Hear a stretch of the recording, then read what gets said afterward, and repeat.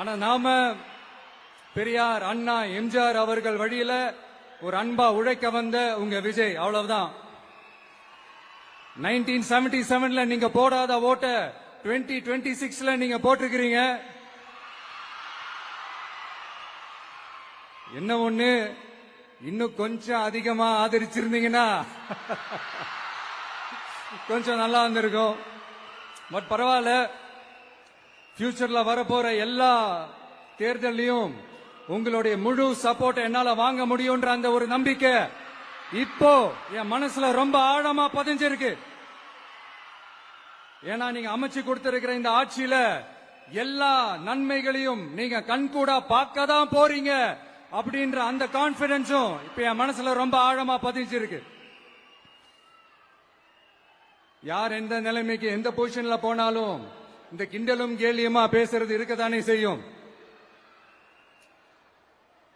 நம்மளை பத்தி, நம்ம அரசியலை பத்தி, நம்ம பேச்சை பத்தி இந்த கிண்டலும் கேலியுமா பேசிட்டு தானே இருப்பாங்க. அவங்க எல்லாருக்குமே என் சைட்ல இருந்து ஒரே ஒரு ரிக்வெஸ்ட், தயவு செஞ்சு நிப்பாட்டிடாதீங்க. தயவு செஞ்சு கண்டினியூ பண்ணுங்க.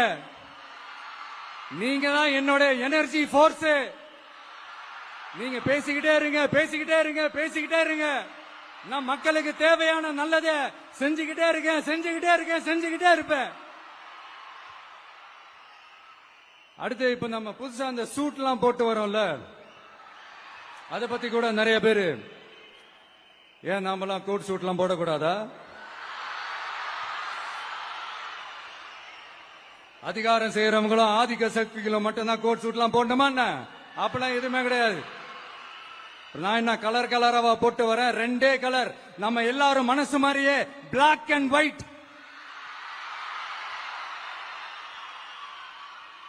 எல்லாத்திலும் பிளாக் அண்ட் ஒயிட்டா இந்த விஜய் இருப்பான் அப்படின்னு காட்டுறதுக்கு தான் அந்த கலர். அடுத்து அந்த பிளாக் கூட யாரை குறிக்கும், எதை குறிக்கும்ன்றது நான் சொல்லிதான் தெரியணும்னு அவசியம் இல்லாத உங்களுக்கே நல்லா தெரியும். எல்லாத்துக்கும் இப்படி வழக்கம் சொல்லிக்கிட்டு நச நசன் பேசுற டைப்பும் நம்ம கிடையாது. உங்களுக்கே தெரியும், அதிகபட்சமா எல்லா மீட்டிங்லும் 20 நிமிஷம்குள்ளதான் நான் பேசியிருக்கிறேன்.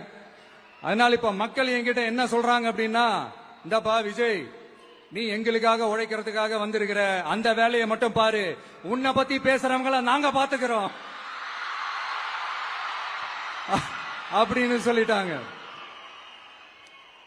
சரி, ஆனது ஆச்சு. இப்ப என்ன, உனக்கு எதிரிகளே இல்லையா அப்படின்லாம் கேட்டா அப்படிலாம் நான் சொல்ல மாட்டேன்.